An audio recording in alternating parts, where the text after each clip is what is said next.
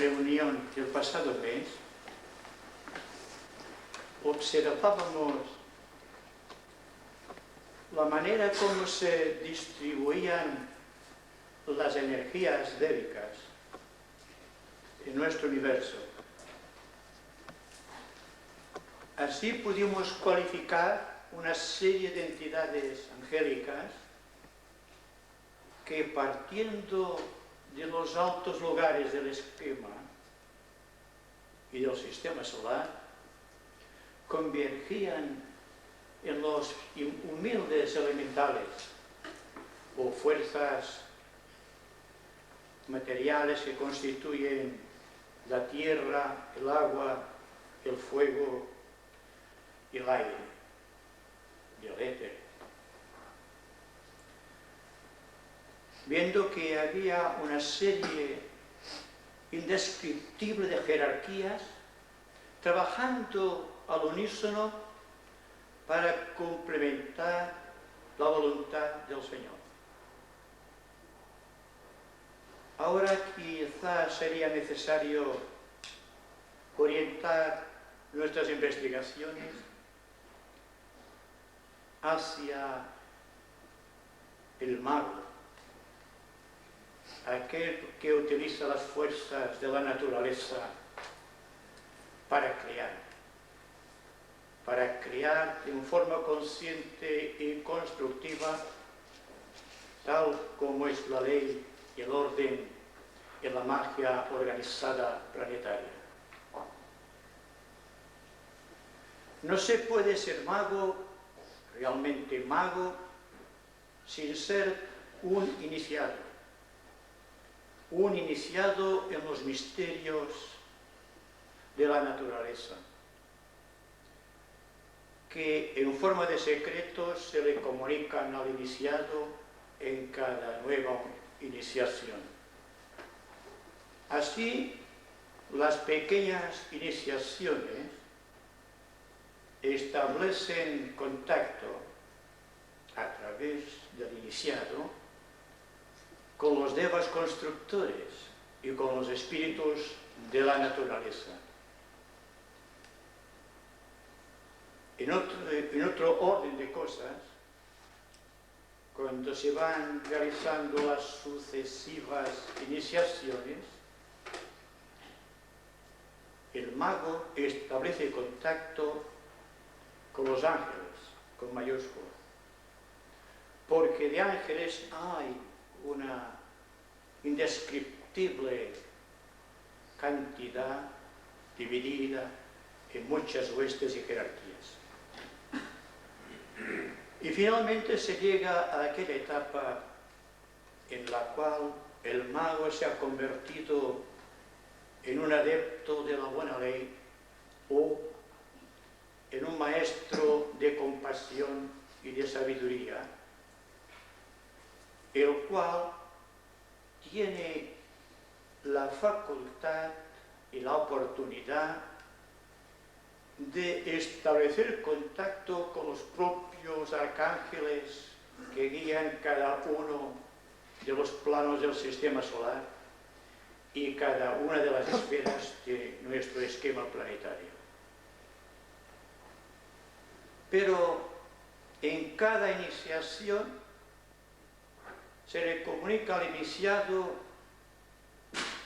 una serie de mantras o de sonidos creadores cuya virtualidad tiene por objeto ejercer control sobre ciertas huestes definidas de devas. Por ejemplo, en la primera iniciación jerárquica se le comunica al iniciado el nombre del deva que ha construido su cuerpo físico.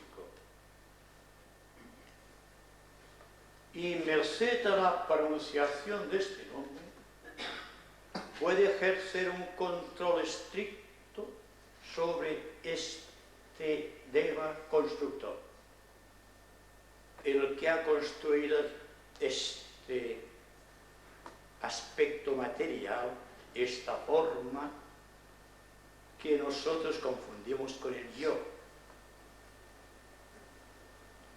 El elemental constructor del cuerpo físico resume el código genético de todas las vidas físicas, de todos los tiempos, y a través del átomo permanente aglutina a su alrededor todos aquellos elementos débicos y fuerzas de la naturaleza que tienden a cristalizar en una estructura definida que corresponde al arquetipo de su propia evolución, la evolución del yo, por lo que se puede suponer, lógicamente, que la calidad del constructor del cuerpo físico, como de los demás cuerpos que utiliza el ser humano, están de acuerdo con la calidad de la vida espiritual del yo encarnado en aquel vehículo. Conoce, mediante el nombre que pronuncia, las características íntimas de este yo constructor, pues el elemental constructor o deva constructor tiene una conciencia, la conciencia integral de todos los átomos y todas las células que constituyen aquel cuerpo o vehículo.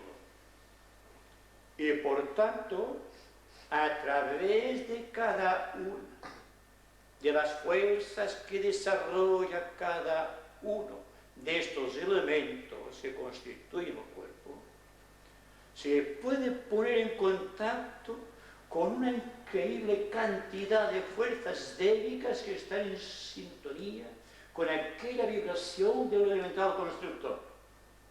Así, controlar el cuerpo físico, aparentemente sin importancia, presupone, sin embargo, merced a la fuerza iniciática, el poder de controlar a todas aquellas fuerzas de la naturaleza que están en sintonía con el yo creador de la forma. Entonces, la magia, desde el punto de vista de construcción, es mucho más compleja y mucho más dilatada de lo que podamos suponer.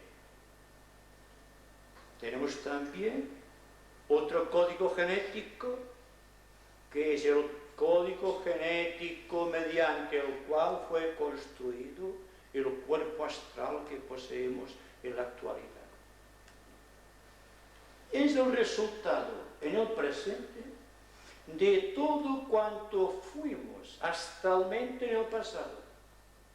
Es el resumen, la síntesis de todo aquello que deseamos, de todo aquello que sentimos, de todo aquello que hicimos utilizando el cuerpo astral.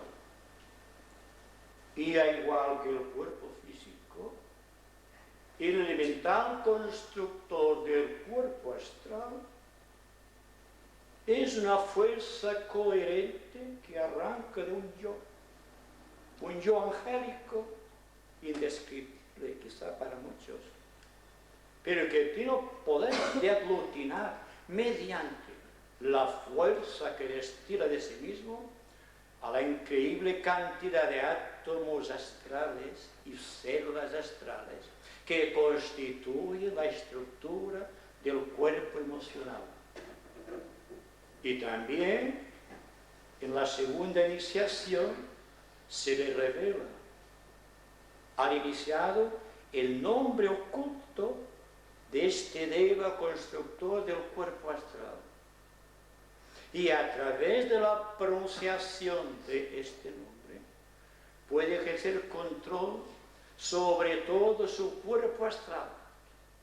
Más, a todas aquellas fuerzas que estén en sintonía con los átomos y moléculas que constituyen el cuerpo astral.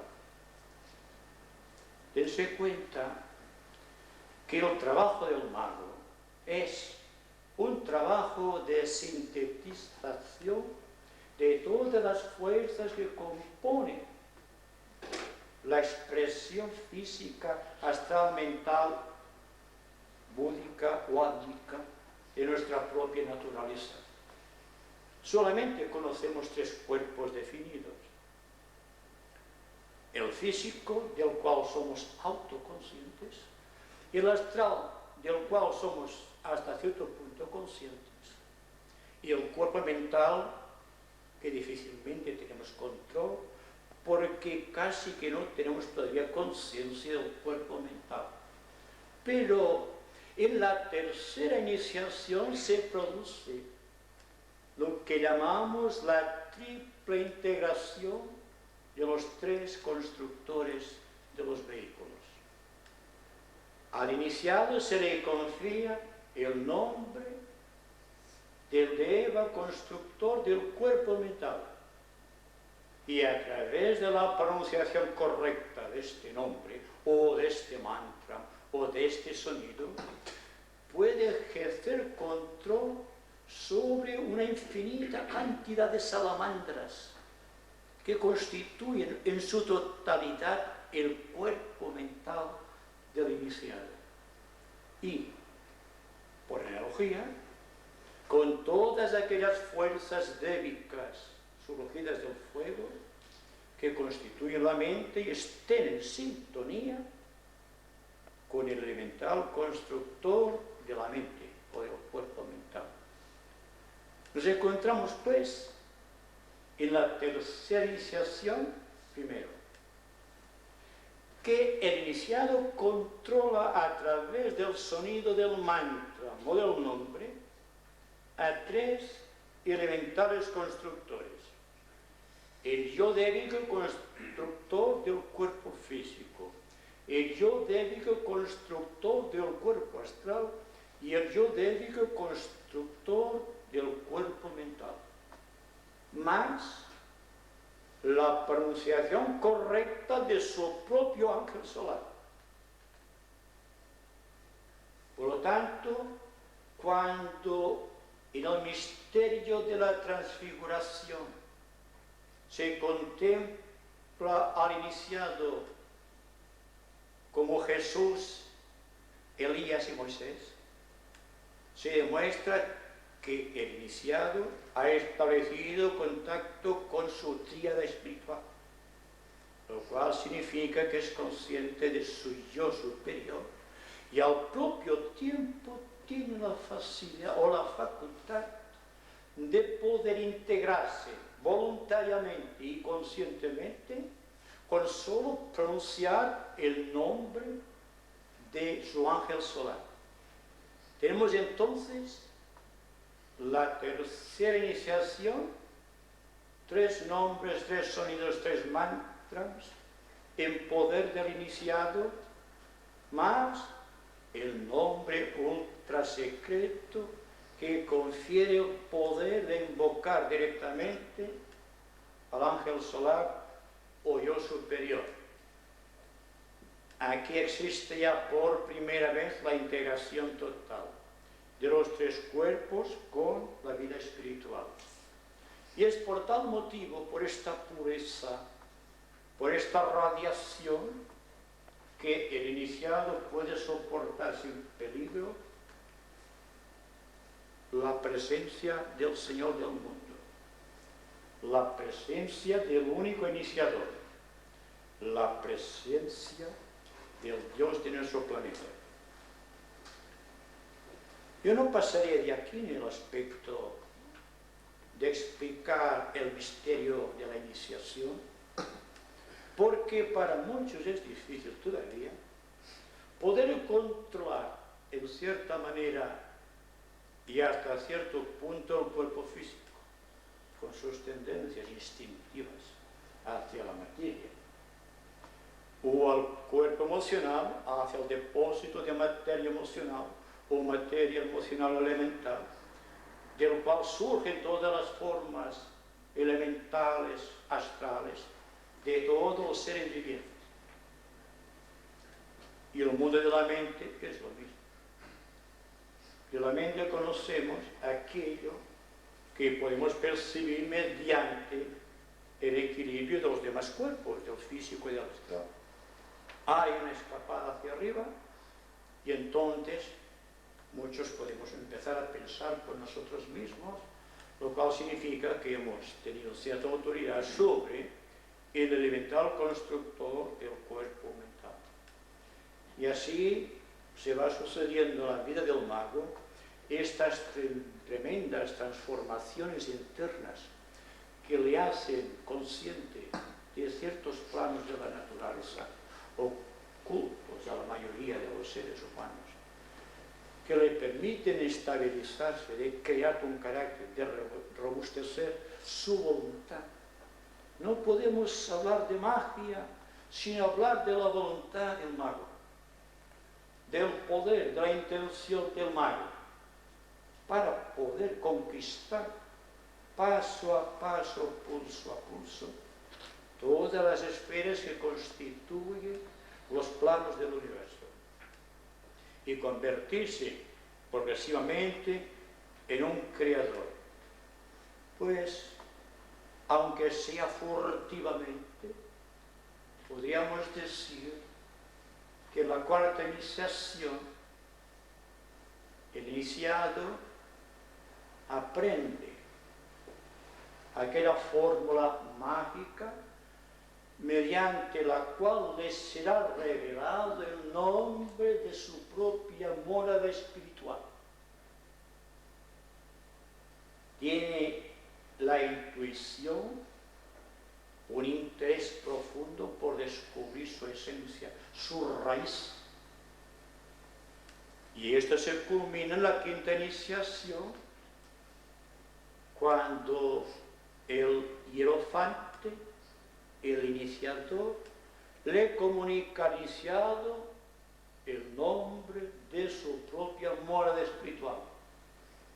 Entonces se ha llegado a la culminación de lo que podríamos llamar la existencia humana. Domina todos los planos de la naturaleza, los tres cuerpos, conoce el nombre de su espíritu inmortal y al propio tiempo se le abren las grandes avenidas de la magia organizada, tal como es realizada en los elevados niveles del sistema. ¿Qué podríamos entresacar de estas conclusiones acerca de los nombres? Dense cuenta que todo en la naturaleza obedece a un sonido, a un nombre. Se nos dice que nuestro universo es la expresión objetiva de la repetición incesante del nombre de nuestro logo solar por todas las jerarquías débicas superiores del universo, y que la pronunciación conjunta del sonido que corresponde a aquel nombre, el universo surgió a la existencia, con sus planetas, sus esquemas, sus asteroides, con todo cuanto constituye el sistema solar. Y a partir de aquí se nos ofrece la gran visión de perspectiva cósmica, dentro de la cual vemos que nuestro logo solar es solamente, fíjense ustedes, el elemental constructor, con toda humildad y reverencia, de un logo superior, un logo cósmico. Porque todo va ascendiendo de esta manera. Los arcángeles, sin distinción de jerarquías, están creando los universos, están creando las constelaciones, están creando las galaxias, que están creando todo cuanto es dentro de un sistema o de un sistema universal, o de un sistema de galaxias. La ley siempre es la misma y siempre se basa en tres aspectos definidos, que es el sonido, el nombre. ¿Qué es el color? ¿Qué este sonido hace surgir de los éteres? Y cuando este color se ha condensado, se convierte en una forma geométrica. Y nosotros, que somos creadores, cuando estamos hablando, cuando estamos pronunciando nombres, estamos creando colores en el éter. Estos colores se convierten en invocativos, hacen una especie de vacío en el éter. Y este vacío es ocupado por fuerzas débicas que responden a la intención de la palabra o del sonido y a la cualidad que se desarrolla de este sonido. Y por un sistema incomprensible y maravilloso de manifestación objetiva o de condensación del éter, se crean todas las formas de la naturaleza, desde las más sutiles a las más sólidas, siendo el trabajo del mago, como ustedes se darán cuenta, de construir mediante sonidos que engendrarán colores adecuados, las formas geométricas apetecidas para cualquier tipo de trabajo mágico. La responsabilidad del discípulo, la responsabilidad del iniciado, es conocer cada vez más nombres, más sonidos. En la iniciación se comunican los nombres y los sonidos. Los magos inexpertos aprenden a pronunciar sonidos que luego se convierten en dagas contra él, porque no puede controlar a los devas invocados por aquellos sonidos. El deva, singularmente el deva inferior, al cual estamos siempre nosotros invocando, tienen un poder tremendo en los éteres. Están creando situaciones definidas en los ambientes sociales del mundo. Las palabras que las personas emitimos sin darnos cuenta están creando una serie de colores en el éter que atraen la atención de los devas. Los devas se bañan, por decirlo de alguna manera, en estos colores y después les dan una forma geométrica que lo puede percibir el iniciado que tenga clarividencia. Y es realmente importante darse cuenta que estamos creando constantemente formas, porque estamos hablando. Pensar es una forma de hablar. Sentir o desear es una forma de hablar. Es un sonido, un mantra. Y ahí la importancia que se le asigna en los ashrams de la jerarquía al poder de la palabra. Y el recién ingresado en un ashram tiene que pasar por la prueba de 7 años de silencio para que aprenda a controlar el impulso de la palabra, para que sea circunspecto al emitir sus ideas, para que controle sus emociones, para que controle sus deseos, porque todo esto es un sonido que va al éter, crea un color adecuado al sonido y entonces vienen los devas de acuerdo con la calidad del sonido y con la fuerza de la voz que crea muchas cosas que no vemos, pero que constituyen la civilización, la cultura de nuestro mundo. Somos los creadores y como somos creadores, igual creamos el mal que el bien, igual creamos el diablo que el ángel. Todo se realiza dentro del corazón del hombre. Hasta aquí se había considerado todo cuanto nos vemos como una creación de la naturaleza. Y es así. Pero ¿quién promueve la fuerza de la naturaleza? Madame Besant decía, y con mucha razón, el día que el hombre se controle a sí mismo, controlará a la naturaleza.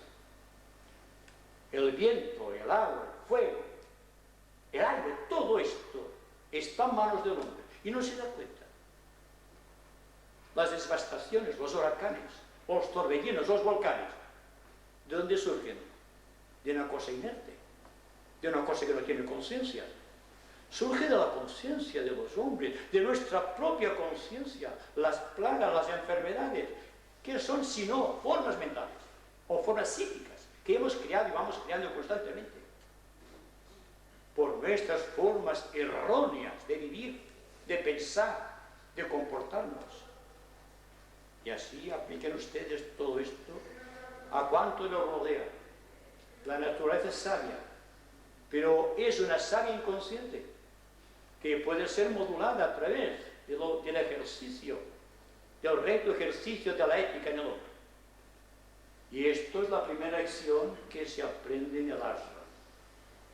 Y como decía el otro día, la jerarquía espiritual del planeta, la gran fraternidad blanca, tiene un especial cuidado en el servicio creador de la raza, más que en el simple ejercicio de crear un cuerpo más o menos puro. ¿Por qué de qué nos sirve un cuerpo puro si no hay una intención divina que pueda promulgar en el tiempo las leyes de la fuerza viva de lo que constituye el espacio? Y así vamos avanzando raudamente por el éter, transportándonos a aspectos de nuestra vida desconocidos. Ponernos en contacto con fuerzas que realmente están interesadas en ser descubiertas, porque el descubrimiento de estas fuerzas es lo que mueve la evolución de esas fuerzas. Y todo está latente en el corazón del hombre. El hombre es el creador de todas las situaciones. No busquemos nada aparte del hombre. Me refiero al ser humano, naturalmente. Porque todo está dentro de la ley del cuarto reino. El cuarto reino es el centro de la evolución, de todo cuanto existe. Y el propio Logos tiene que pasar por el cuarto reino para llegar a los reinos inferiores. Y no puede existir una evolución en los tres mundos del esfuerzo humano si el hombre no cumple perfectamente su misión de ser un transmisor de la energía o de la intención divina. Y esto es magia. Es por esto que la jerarquía ha tenido un especial cuidado durante los últimos 50 años, en que las personas más o menos inteligentes, pero de buena voluntad, podían establecer contacto, no siempre consciente, con las fuerzas débiles de la naturaleza, que alcanzaron un punto en que estas fuerzas pudiesen doblegarse a su voluntad, no para ejercitar una voluntad de espectacularidad, sino una voluntad de servicio. Yo creo que todos estamos interesados en descubrir el por qué hemos nacido. Hemos nacido al cuarto reino para servir. Y el sacrificio del alma al encarnarse en el cuerpo viene motivado por el servicio a la raza. Y esto lo están diciendo los maestros desde hace cientos de años. Y nosotros que estamos en la actualidad viviendo al amparo de un gran despliegue de medios técnicos y de grandes descubrimientos científicos, debemos aprender ahora aquella fuerza latente en nuestro interior que hará que nosotros podamos convertirnos en realmente creadores, en magos perfectos, que podamos crear un ambiente a nuestra voluntad. Las escuelas esotéricas del mundo enseñan las prácticas de la visualización. Lo que nos puede enseñar todavía es el poder de los mantras. Para que una visualización sea perfecta, tiene que haber la fuerza del mantra. Así que siempre será algo inconcreto el que una persona pueda visualizar un mundo mejor, a menos que tenga un poder de la palabra o que el pensamiento sea tan potente que pueda poner en incandescencia los éteres del espacio, convirtiendo en fuego y en luz todo cuanto existe allí aparentemente oculto a las miradas de los profanos. Pero tal es la ley, y últimamente se han dado grandes secretos a la humanidad, secretos técnicos de alto valor científico, pero a juicio de los propios maestros, todos estos inventos y descubrimientos últimos solamente son la pequeña esperanza de algo que está mucho más allá y mucho más potente, mucho más dinámico, que sin tantos medios técnicos llegará a irrumpir en la conciencia de la raza, creando las nuevas fórmulas de vida, los nuevos estamentos sociales, la nueva forma de vivir y de comportarse, la fraternidad, en suma. ¿Por qué se lucha tanto en la vida? Se lucha porque se desconoce, primero, que hemos nacido para crear. Segundo, que la creación exige de nosotros un esfuerzo. Y tercero, que este esfuerzo solamente puede ser medido en términos de buena voluntad y correcta relación. Y este es el primer paso. Y si damos el primer paso, lo demás viene por añadidura, tal como rezan los textos bíblicos. Entonces, hay que procurar vivir de una manera digna, una conciencia social establecida. El maestro tibetano dice muy claramente: la gran conquista de la humanidad en la era de Acuario será el alcance de una conciencia social universal. Y esta conciencia universal será la antakarana mediante el cual podemos ponernos en contacto con la gran fraternidad. Y llegará un momento en que el antakarana acercará tanto a la humanidad con la jerarquía, que la humanidad y la jerarquía constituirán un solo reino, el reino de Dios sobre la tierra. Y actualmente hay muchos iniciados que están encarnando en la tierra